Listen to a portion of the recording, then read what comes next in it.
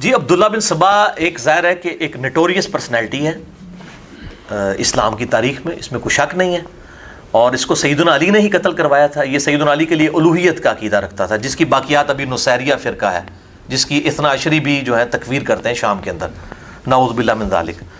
تو اس کو سیدنا علی نے ہی قتل کروایا تھا جی۔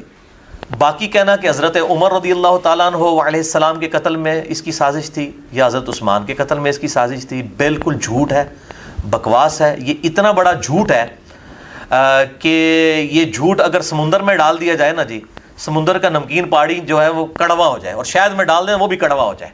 یہ اتنا بڑا جھوٹ ہے، بیسیکلی چند لوگوں کی غلطیوں پہ پردہ ڈالنے کے لیے۔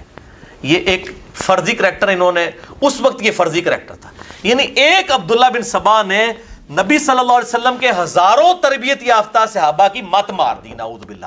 یہ کفایت اللہ سنابلی تو جو ہے نا، اس کو میں نے نام دیا ہے شاہ جی، یہ ڈاکٹر طاہر القادری ہے اہل حدیث میں جو ناسبی طبقہ ہے اس کا، یہ جتنی باطل تعویلات کرتا ہے، یہ سٹوریاں بناتا ہے، تو یہ بالکل باطل سٹوریاں گھڑتا ہے۔